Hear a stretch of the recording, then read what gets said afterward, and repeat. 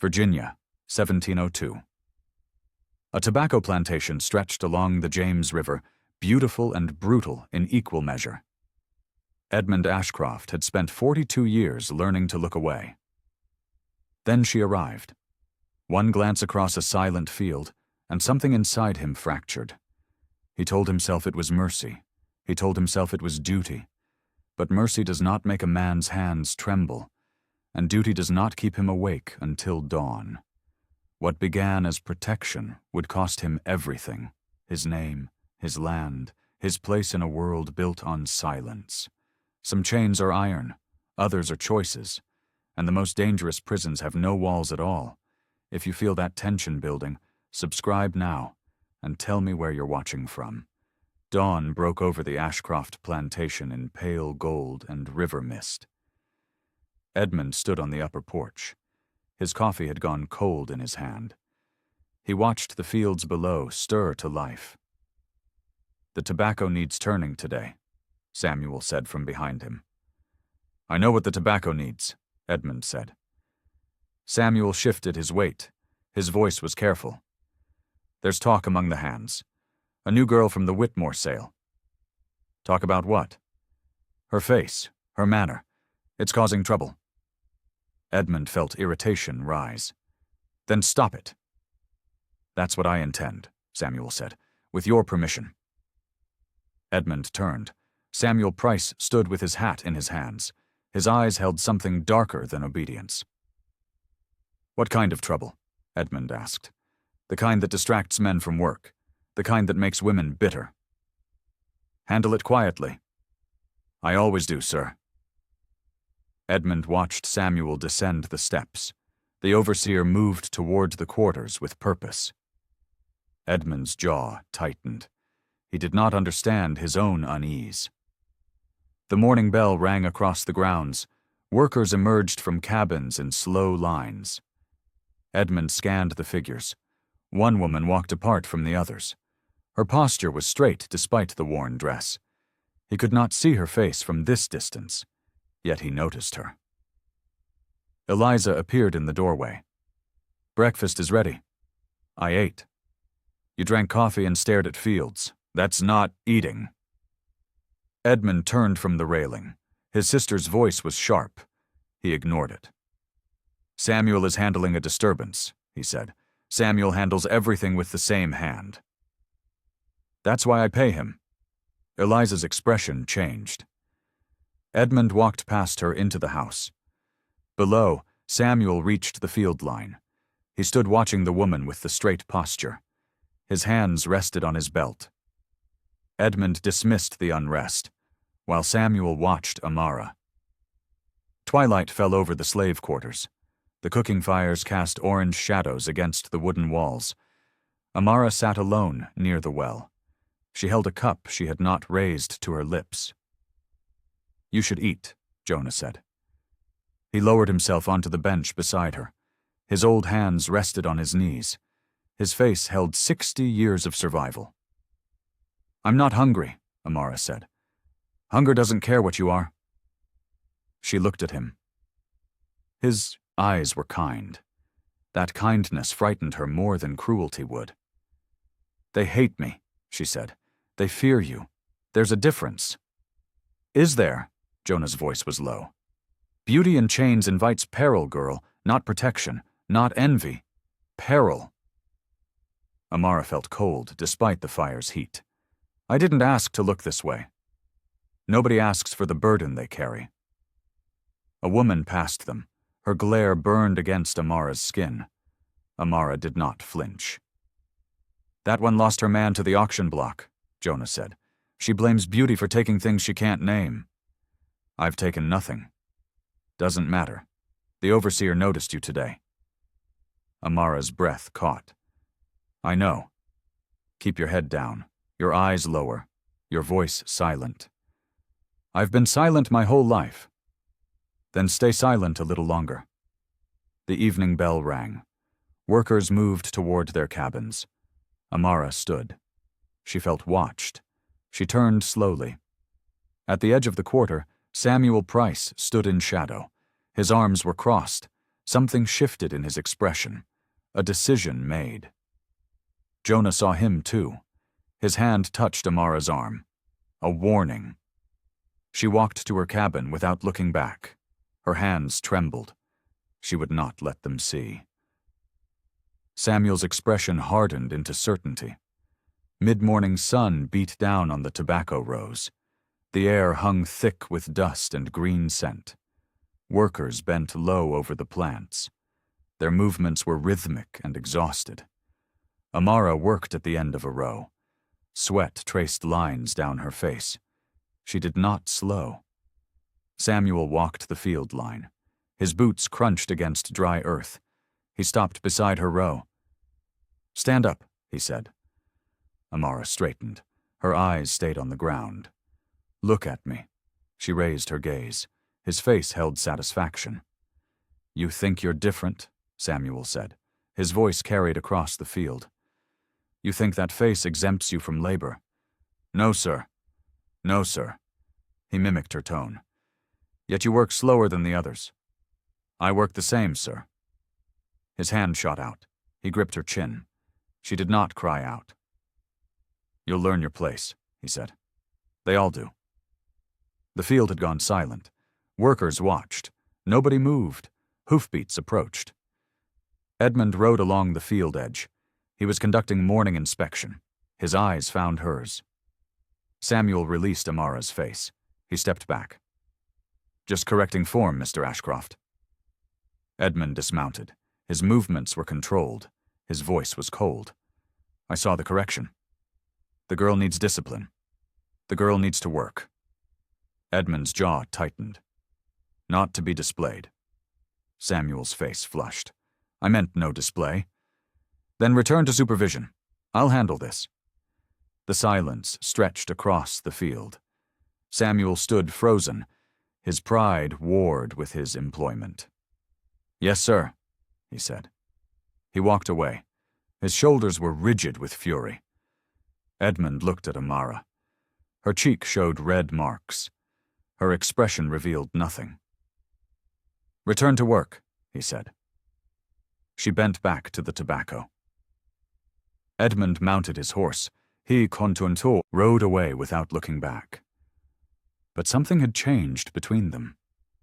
Evening light filled the main house parlor. Edmund stood at the window. His reflection stared back at him.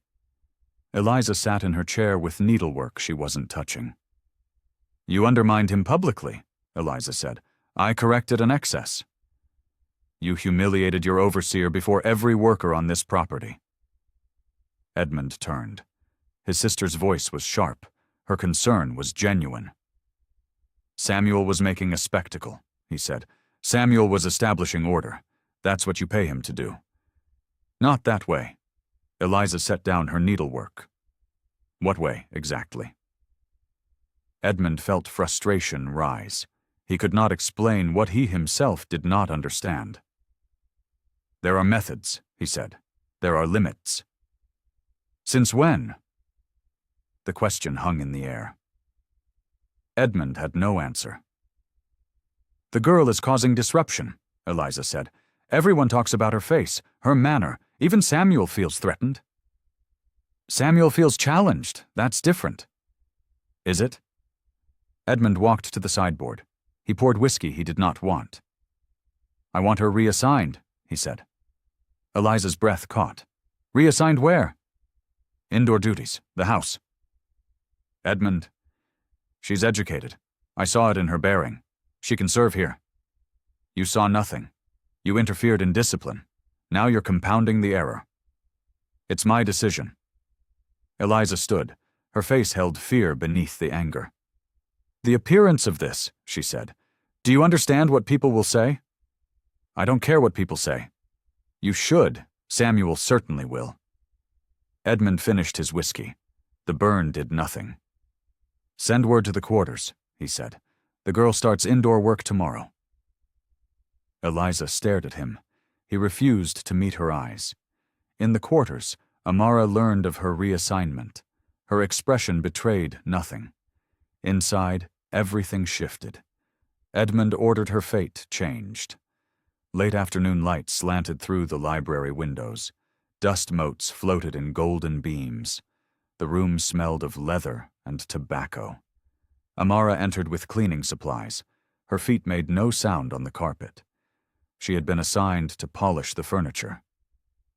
Edmund sat at his desk. Papers spread before him. His pen had not moved in minutes. She began with the bookshelves. Her cloth moved carefully across wood. Her eyes traced the spines without reading. "You handle books gently," Edmund said. Amara's hand stopped. "Sir? Most servants dust quickly. You touch them with care." Her throat tightened. "They're valuable, sir." "How do you know their value?" The question held danger. She felt it. She chose her words. "Anything kept this carefully must be precious," she said. Edmund set down his pen. He watched her. His expression was unreadable. "Can you read?" he asked. Amara felt fear spike through her chest. "No, sir." "Look at me." She turned. His eyes found hers. Something in his face was searching. "I asked a question," he said. "I answered, sir." The silence hung between them. Edmund knew she was lying. She knew he knew. "Continue your work," he said. She returned to the shelves. Her hands trembled slightly. She willed them still. Edmund picked up his pen. He stared at the blank page. He could not write. His attention kept drifting to her movements. She finished the room in silence. She gathered her supplies. She walked to the door. "Tomorrow," Edmund said. "Begin in here." She paused. "Yes, sir." She left. Edmund sat alone with his unwritten pages. He could not return to his thoughts. 3 days had passed. Amara organized the study while Edmund pretended to read correspondence. The routine had become familiar. Too familiar. "The ledgers are out of order," she said. "I know. Should I arrange them by date?" Edmund looked up. Her voice was steady. Her question was practical, yet he felt unsettled by the exchange. "By subject?" he said. "Then date within subject." "Yes, sir." She moved to the ledger cabinet. Her hand sorted papers with quick intelligence. Edmund watched her work. "You've done this before," he said. "Done what, sir?" "Organized a study." Her jaw tightened. "I've done many things before." The front door opened downstairs. Voices carried up. Edmund recognized Clara Bennett's tone. "Expecting company?" Amara asked. "Not expecting. Receiving." Clara appeared in the doorway. Her dress was blue silk. Her smile was practiced. She stopped when she saw Amara. "You have a new servant," Clara said. "A reassignment for efficiency." Clara's eyes traveled over Amara's face. Something shifted in her expression. Suspicion? Jealousy? She masked it quickly. "How efficient," she said. "Will you join me for tea, Edmund?" "Shortly. I have correspondence." Clara looked at Amara again. "I'm sure you do." She descended the stairs. Her footsteps carried disapproval. Amara continued sorting ledgers. Her voice was quiet. "She noticed me," she said. "Everyone notices you." "That's not what I meant." Edmund understood. He said nothing. Outside the window, Samuel crossed the yard. He looked up at the study. His eyes found the window. His face held bitter resolve. Edmund saw him watching. Amara saw Edmund watching. Something had changed in the household. Everyone felt it. Samuel vowed to undermine Edmund's authority. Evening wrapped the house in shadows. Edmund descended the stairs. The servants had retired. The house was silent. Light flickered from the study doorway. He stopped. Amara sat by the dying fire. A book rested in her hands. Her eyes moved across the pages with clear comprehension. She looked up. Her face went pale. The book fell to her lap. "Sir." "Don't speak." Edmund stepped into the room.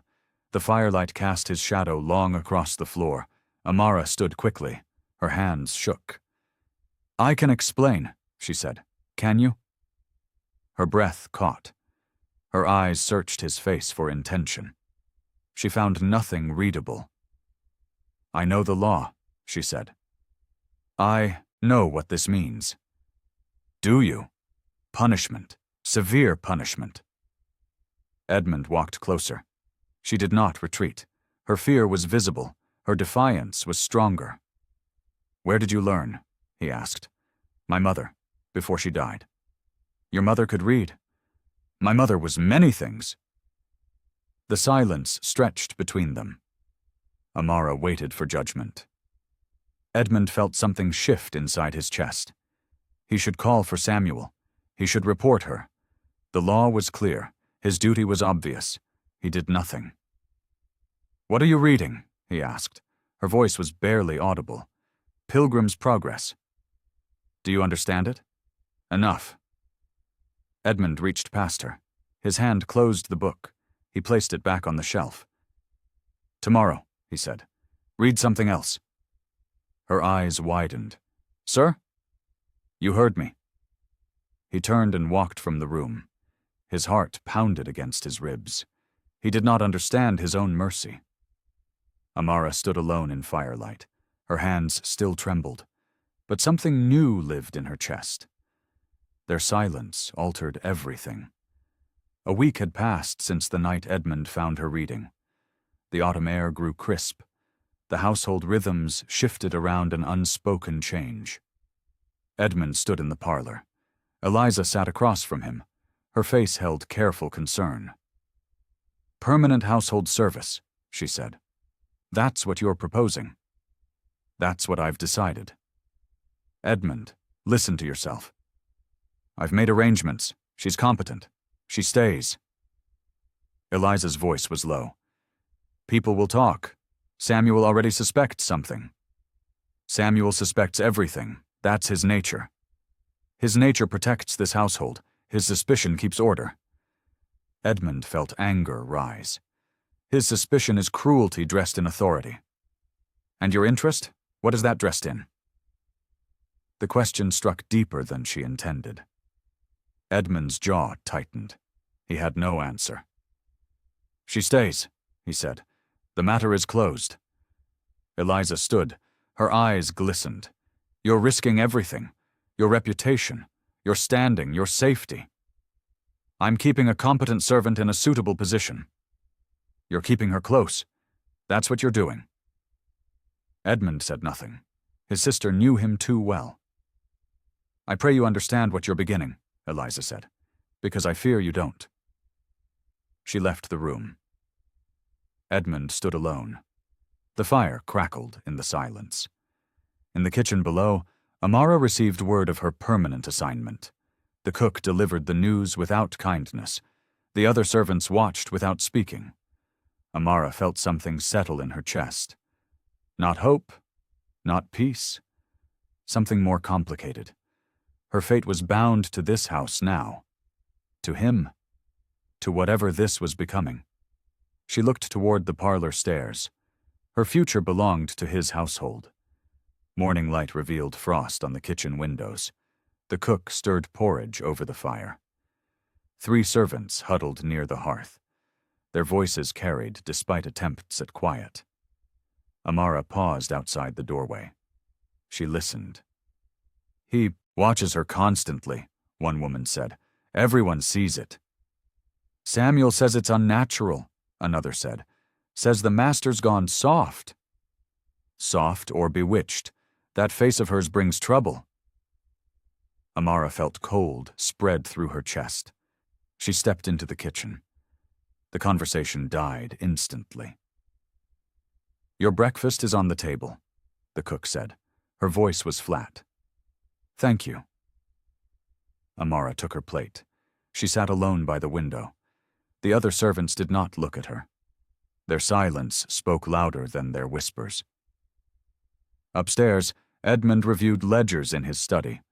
The numbers blurred before his eyes. His attention kept drifting to the door.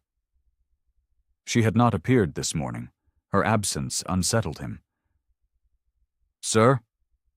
His manservant stood at the threshold. "Mr. Price requests a word." "Send him up." Samuel entered with deliberate calm. His expression held satisfaction, poorly masked. "Morning inspection went well," Samuel said.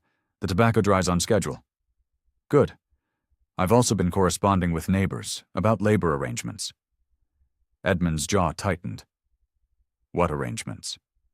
"Nothing formal. Just inquiries about practices, how other plantations handle certain difficulties." "What difficulties?" Samuel's eyes held challenge. "Disruptions to order, distractions among the workers." Edmund felt anger rise. "My household is not your concern." "Everything on this property is my concern, sir. That's what you pay me for." The silence stretched between them. Edmund stood slowly. "Leave," he said. "Now." Samuel bowed slightly. His smile did not reach his eyes. He descended the stairs with measured steps. Outside, a rider departed toward the neighboring plantation. Samuel's letter traveled with him. Word spread beyond these grounds. Dusk painted the gardens in purple shadow. Edmund walked among the hedges. The air smelled of dying roses and coming rain. Amara knelt by the herb beds. She gathered thyme for the evening meal. Her hands moved with practiced care. "You're avoiding me," Edmund said. She looked up. Her face revealed nothing. "I'm working, sir." "You're hiding. There's a difference." He stood above her. The fading light softened his features. She remained kneeling. "Stand up," he said. She rose. Her eyes found his. Something shifted in her expression, fear mixed with defiance. "Where did you learn to read?" he asked. "I told you. My mother." "Tell me more." Amara's breath caught. "Why?" "Because I want to know." The question surprised them both. Edmund felt exposed by his own curiosity. She felt danger in answering. "My mother served a minister's household," she said, "before she was sold. His daughter taught her secretly." "And your mother taught you?" "Yes. At great risk." "At great risk." Edmund studied her face. Her voice was steady. Her courage impressed him more than her beauty. "What else do you know?" he asked. "Numbers, some Latin, history from the Bible." "You've hidden this for years." "Hiding keeps you alive." The truth of it struck him. She had survived by becoming invisible. He had made that impossible. "I have books," he said, "in the study, beyond Pilgrim's Progress." Her eyes widened. "Sir, come to the study after dinner, when the household sleeps." "That's dangerous." "Many things are dangerous. Knowledge shouldn't be." He walked away before she could respond. The evening bell rang across the grounds. Amara stood alone among the herbs. Her hands trembled, her heart pounded. He had offered her books. Midnight silence filled the main house. Amara crept through darkened hallways. Her bare feet made no sound on wooden floors. The study door stood slightly open. Candlelight flickered within. She entered. Edmund had left 3 books on the desk. A note rested on top. His handwriting was precise. "Read what interests you. Return them before dawn." She touched the spines with reverent fingers. Philosophy, poetry, natural history, worlds she had only imagined. She chose the poetry. She sat by the dying fire. She read until her eyes burned.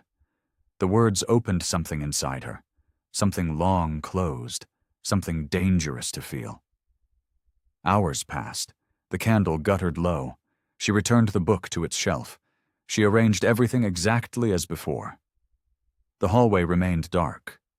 She moved toward the servants' stairs. A voice stopped her. "Where have you been?" Jonah stood in shadow. His face held worry. "Walking," she said. "I couldn't sleep." "Don't lie to me, girl." Amara felt shame heat her face. "I was reading. He gave me permission." Jonah's expression hardened. Permission from the master means nothing. Not in law, not in this world. I know. Do you? Because you're growing bold. Too bold. Maybe I'm tired of being small. Being small keeps you breathing.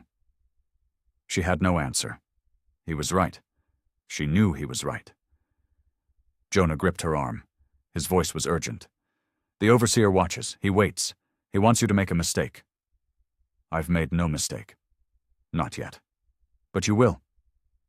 A sound came from outside. Boots on gravel. They both froze. Through the window, Amara saw Samuel. He stood near the quarters. His eyes scanned the darkness. She heard him outside at midnight. 2 weeks had passed. The autumn deepened into cold. Social calls increased as harvest ended. Clara Bennett arrived in her finest dress. Her carriage stopped before the main entrance. Edmund met her in the parlor. You've been absent from society, Clara said. People notice. People always notice something.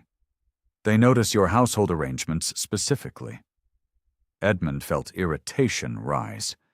My household runs efficiently. Your household includes a beautiful young servant in constant proximity. She's competent, nothing more. Clara's voice was cold. Nothing more? You defend her publicly. You reassign her privately. You've become a subject of conversation. I don't care about conversation. You should. Your reputation affects everyone connected to you. Edmund understood her meaning. Their families had expected a match for years. He had never committed. Now she felt entitled to jealousy. There is nothing improper occurring, he said. Then send her away, back to the fields, back to wherever she came from. No. Clara's face flushed. No. Just like that? Just like that. Something shifted in Clara's expression. Hurt replaced anger. Betrayal replaced hurt. I've waited years, Edmund, for you to see me, to choose me. I never made promises. You made implications. Your family made expectations clear. Expectations are not commitments. Clara stood. Her hands shook. Her voice was barely controlled. You're throwing away everything. For what? A servant? A possession? She's not a possession. The law says otherwise. The words hung between them. Edmund felt their weight. He could not argue truth. Clara walked to the door. She paused without turning. I won't return, she said. Whatever we were ends today. She left without farewell. Edmund stood alone in the parlor. He felt relief where he should feel loss. Clara departed wounded and resolved. Mourning brought trouble. Amara stood before Edmund in the study. Her face showed confusion and fear.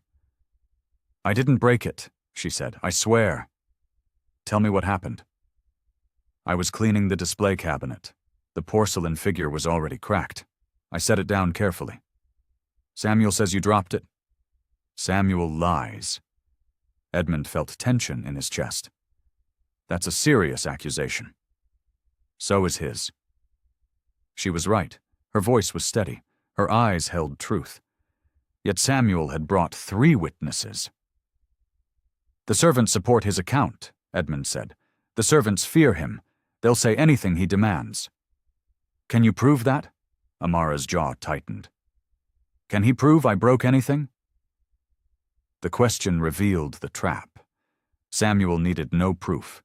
His word outweighed hers by law, by custom, by every structure that governed their world.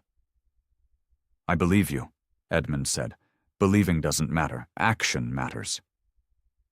She was right again. Edmund felt helpless in his own house.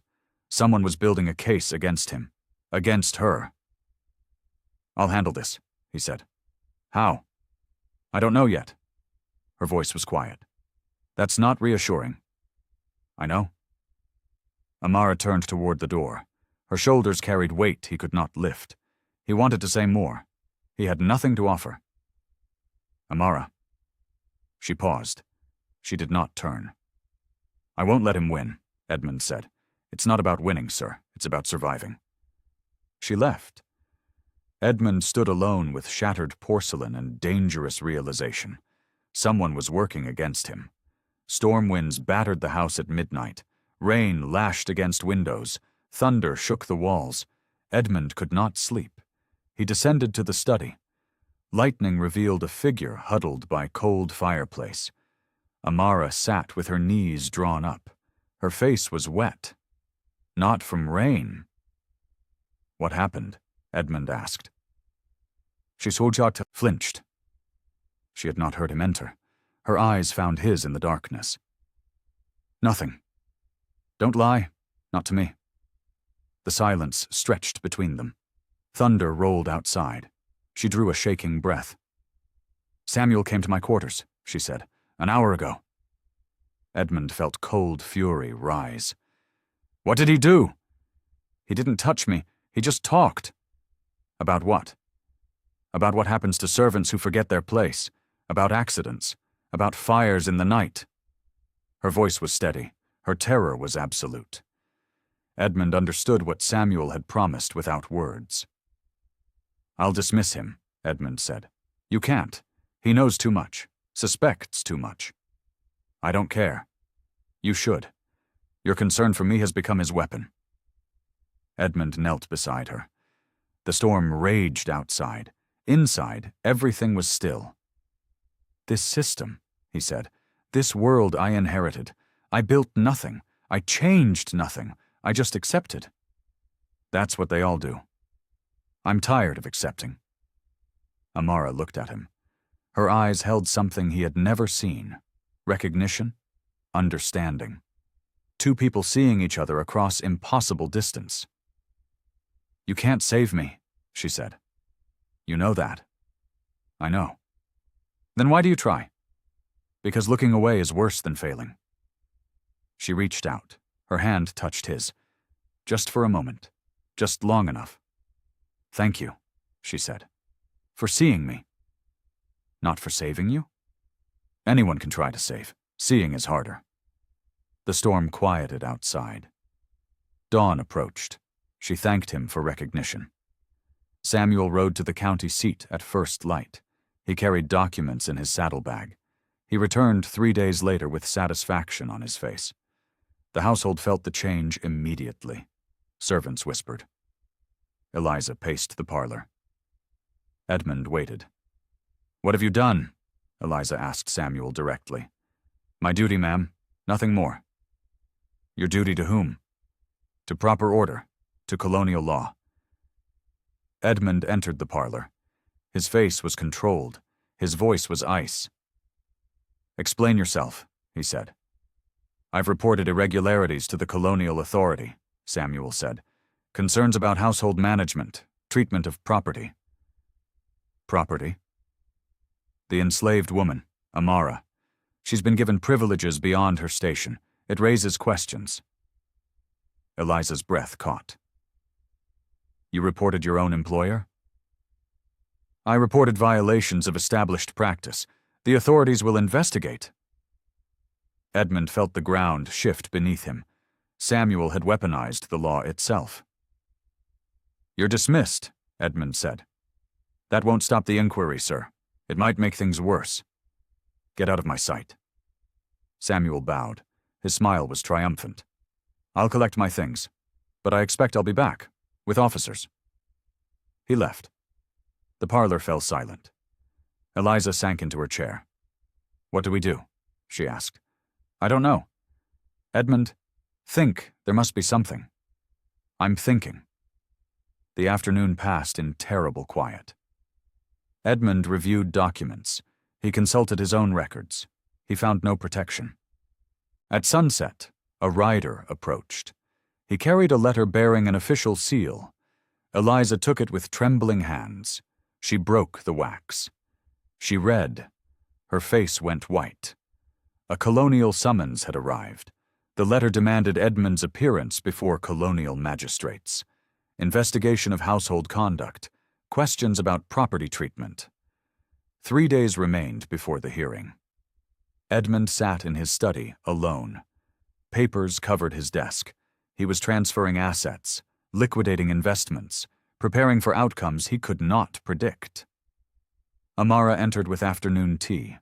She saw the documents. She understood. "You're selling things," she said. "Reorganizing." "That's not what this looks like." Edmund set down his pen. His voice was tired. "It doesn't matter what it looks like. It matters to me." "Why?" Her jaw tightened. "Because this is happening because of me. This is happening because Samuel is vindictive. Samuel is vindictive because you protected me." She was right. Edmund felt the truth settle into his bones. His choices had consequences. They always had. "I don't regret it," he said. "You should. I should regret many things. Not this." Amara felt confusion war with anger. He was dismantling his life. For what? For her? She had asked for nothing. "What happens at the hearing?" she asked. "I don't know. Will they take me away?" "I won't let them." "You might not have a choice." The words hung between them. Edmund had no answer. She had spoken truth. "I trusted you," she said. Her voice was cold. "I let myself believe you were different. I am different." "Different enough to matter? Different enough to change anything?" He could not answer. She did not wait. "I've spent my life learning that hope is poison," she said. "You made me forget that." She left the tea untouched. She closed the door behind her. Edmund sat alone with his papers, his plans, his failing certainties. The colonial magistrate arrived at dawn. His carriage bore official seals. 2 officers accompanied him. Edmund met them in the parlor. Eliza stood behind him. Her face was pale. "Mr. Ashcroft," the magistrate said, "I am here regarding the complaint." "I understand. The woman in question, Amara, she must be removed from household service immediately." Edmund felt his chest tighten. On what grounds? Irregularity of treatment, preferential assignment, concerns about improper conduct. There has been no improper conduct. That remains to be determined. Until then, she returns to field labor. Eliza gripped Edmund's arm. A warning. He ignored it. "She's done nothing wrong," Edmund said. "The law doesn't require wrongdoing, Mr. Ashcroft. It requires order." The words struck with terrible precision. Order. The system demanded compliance, not justice, not truth. "How long?" Edmund asked. "Until the formal hearing concludes. Perhaps weeks, perhaps longer." Edmund had no argument left. The magistrate's authority was absolute. His own power meant nothing. "Bring her," the magistrate said to his officers. They found Amara in the kitchen. She came without resistance. Her face revealed nothing. Edmund watched her cross the parlor. She did not look at him. She kept her eyes forward. At the door she paused. Just for a moment. Her gaze found his. Everything passed between them in silence, apology, regret, fear, something deeper neither could name. Then she was gone. The officers escorted her towards the fields, toward Samuel's authority once more. Edmund stood at the window. He watched her figure grow smaller, his hands pressed against the glass.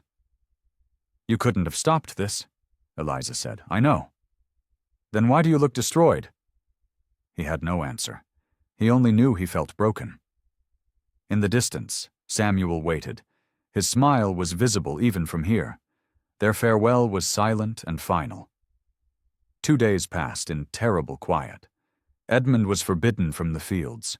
Colonial orders. Jonah brought reports each evening. Amara worked without complaint. She ate little. She spoke to no one. "Samuel watches her constantly," Jonah said. "He waits for something." "For what?" "For her to break. For her to give him reason." Edmund felt helpless. His hands were bound by law, by his own choices. "Keep her safe," he said. "Please." "I'm an old man, sir. My keeping days are past. Then watch. Report. Let me know. And what will you do with knowing? Edmund had no answer.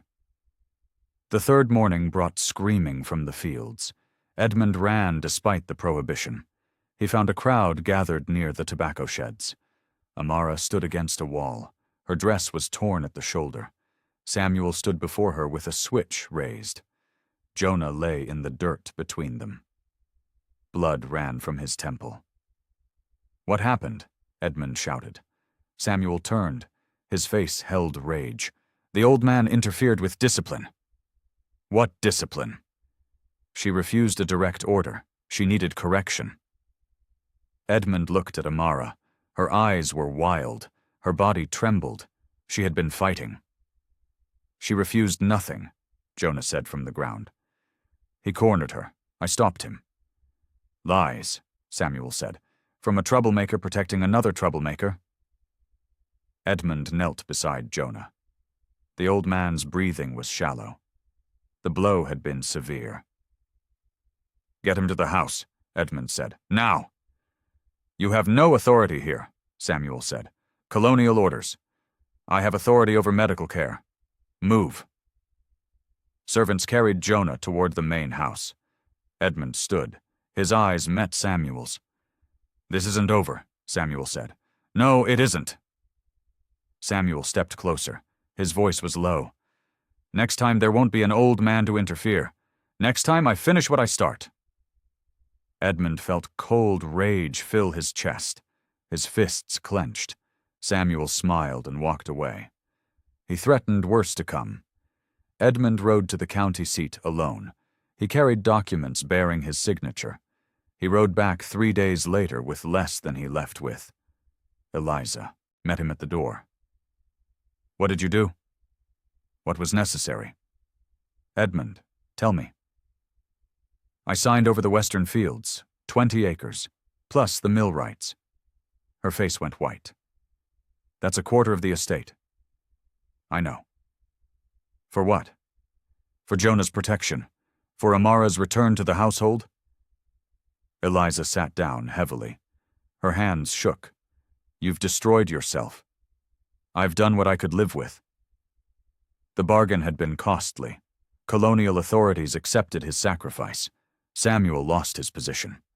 The investigation would conclude without criminal charges. But the damage was done. Word spread.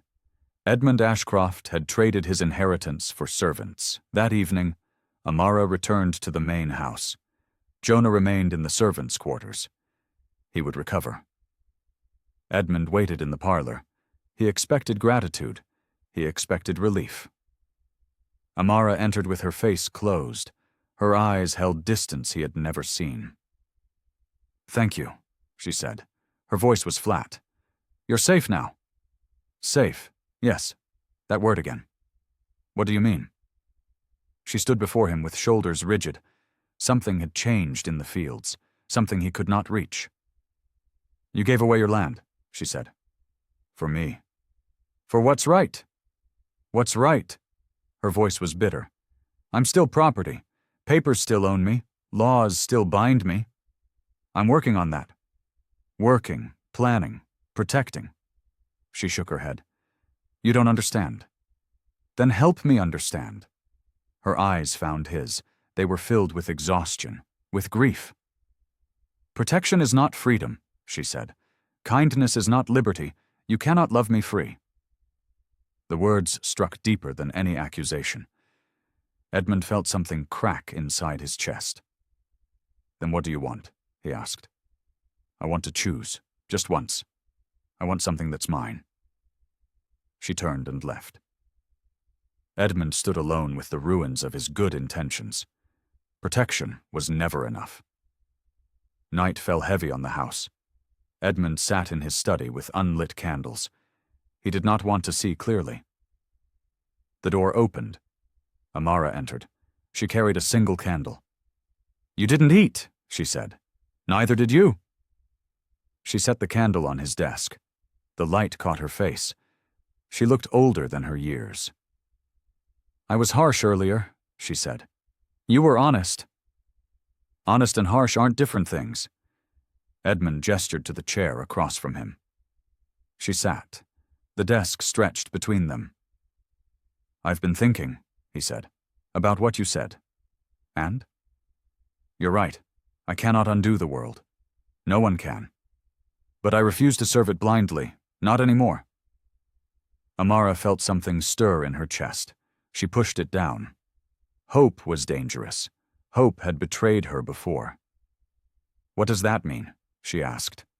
"In practice? It means I'm looking for ways, legal pathways, manumission documents, Quaker contacts in the North. Those things take years. Then they take years. You might not have years. This investigation—" "I know." The silence stretched between them. Amara felt tears threaten. She willed them back. "Why?" she asked. "Why risk everything? I'm no one." "You're not no one, not to me. That's the problem." Edmund leaned forward. His eyes found hers. "How is that a problem?" "Because I've learned not to want. Wanting destroys you in chains. What if the chains could break? Chains don't break. They rust. They wear. They outlive the people who made them. Then we rust them faster." She almost smiled. Almost. The expression died before reaching her lips. A knock came at the study door. Eliza entered. Her face was gray. "Another letter," she said. "From the magistrate." Edmund took the paper. He read in silence. His face revealed nothing. "What does it say?" Amara asked. "Final hearing. 1 week, full review of property and conduct." Amara felt cold spread through her body. The walls were closing. A final warning had arrived. Colonial officers filled the parlor. Edmund stood before them in his best coat. His face was calm.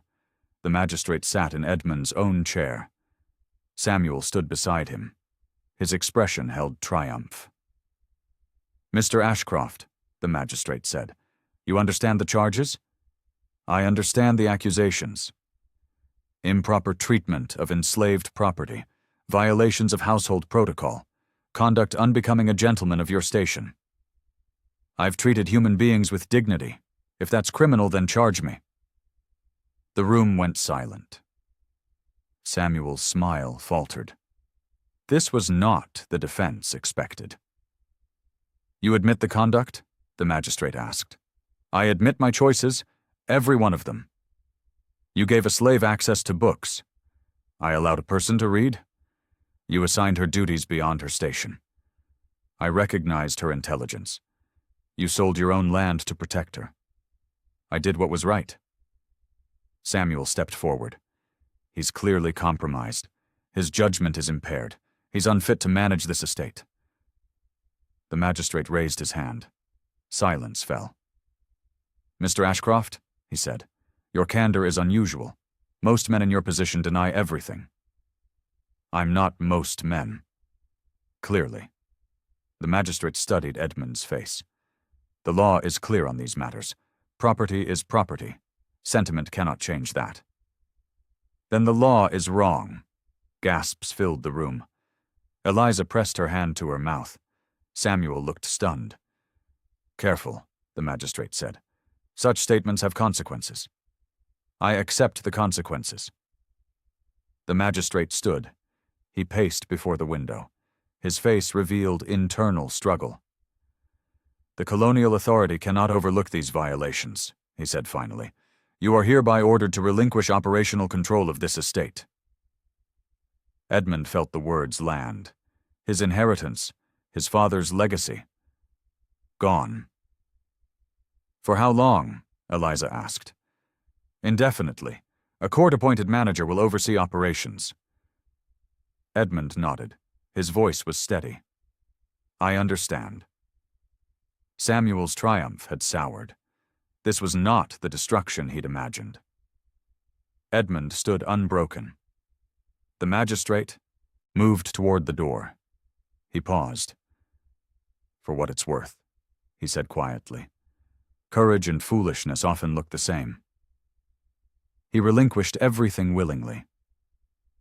3 days after the hearing, Edmund found Amara in the servants' quarters. Eliza and Jonah stood with her. "We need to talk," Edmund said. Amara's face was guarded. "About what?" "About what happens now." They moved to Jonah's small room. Privacy was precious. They spoke in low voices. "The estate manager arrives tomorrow," Edmund said. "Everything changes." "What does that mean for us?" Amara asked. "It means you have a choice." Her eyes narrowed. "What choice?" "You can stay here, under the new management. I've arranged protections, legal documents ensuring basic rights. Or you can leave. Tonight, before the transfer." Amara felt her heart pound. "Leave to where?" "North. I have Quaker contacts, a community that shelters people seeking freedom." The room fell silent. Jonah sat heavily on his bed. Eliza pressed her hands together. "This is real?" Amara asked. "This is real. You're offering me escape?" "I'm offering you choice, what you've always wanted." She felt tears threaten. She fought them back. Her voice was barely controlled. "Why would you do this? After everything?" "Because you deserve to choose. Because protection isn't freedom. You taught me that." Amara stood. She walked to the small window. The night sky held 1,000 stars. "If I stay," she said, "what happens?" "Safety, routine, the same walls forever. If I go? Danger, uncertainty, but possibility." She turned to face him. Her eyes held something new, something fierce. "I want something no one has ever given me," she said. "What?" "Education. Real education. And legal papers. My own name on documents that say I'm free." Edmund felt his chest tighten. "That takes time. Resources. Do you have them?" "I have enough." Eliza spoke quietly. "The Quaker community has schools. They teach everyone who wants to learn." Amara's breath caught. Her hands trembled. This was real. This was happening. "I want to go," she said. Edmund nodded. "Then you go." She asked for freedom on her terms. 3 weeks passed. Autumn surrendered to early winter. The preparations were complete. Amara stood in the study one final time. Her bag held everything she owned. Edmund stood across from her. "The wagon leaves at midnight," he said. "Jonah will drive you to the river crossing." "I know. The Quakers will meet you on the other side. They'll take you north." "You've told me 3 times. I want to be certain." She almost smiled. "You've always wanted certainty. It doesn't exist." Edmund felt the truth of it. Nothing was certain. Not her safety, not his future, not anything. "Will you write?" he asked. "I don't know. Writing leaves traces." "I understand." The silence hung between them. So much remained unsaid. So much would never be spoken. "Thank you," she said. "For everything." "Don't thank me. I did what I could live with. That's more than most people manage." She stepped closer. Her eyes found his. For one moment, the distance between them collapsed. "I loved you," she said, "in the only way I could. I know. But love isn't enough. Not in this world. Maybe in another world. Maybe." She touched his hand. Brief. Final. "Goodbye, Edmund. Goodbye, Amara."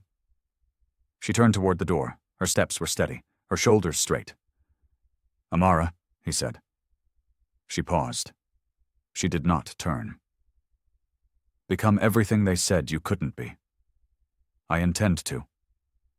She walked through the doorway, into the dark hallway, toward the waiting wagon. Edmund watched from the window. He saw her climb beside Jonah. He saw the wagon roll down the moonlit drive. She did not look back. She left without turning around. 4 years had passed. The seasons turned and turned again. Edmund lived quietly in a small coastal town. The estate belonged to others now. His sister had married. His old life existed only in memory. He walked the harbor each morning. The salt air reminded him of nothing. That was why he chose it. One morning, he saw her. She stood by a bookshop window. Her dress was simple but fine. Her posture was different, stronger, freer. He stopped walking. His heart pounded against his ribs. She turned. Her eyes found his across the crowded street. Neither moved, neither spoke. The years stretched between them. Then she smiled. A real smile. Something he had never truly seen before. He crossed toward her. She waited. Amara. Edmund. You look well. I am well. They stood in morning sunlight. Strangers passed around them without notice. I heard you teach now, he said, at the Quaker school. I teach reading, writing, some mathematics. You became what you wanted. I became myself. The words held no bitterness, no longing, only truth. And you? She asked. What did you become? Someone who can live with his choices. She nodded. Understanding passed between them without words. Do you regret it? He asked. Any of it? I regret the world that made it necessary, not the choices we made inside it. Edmund felt something release in his chest, something he had carried for 4 years. Will you walk with me? He asked. Just to the harbor and back? Just to the harbor. They walked side by side, not touching, not needing to. Two people who had found each other, then found themselves. At the harbor's edge, they stopped. The water stretched toward the horizon. This is where I leave you, she said. I know. Goodbye, Edmund. Again. Goodbye, Amara. Always. She walked away down the harbor road. Her steps were her own. Her future was her own. Edmund watched until she disappeared. Then he turned toward his own path. They walked separate ways, finally whole.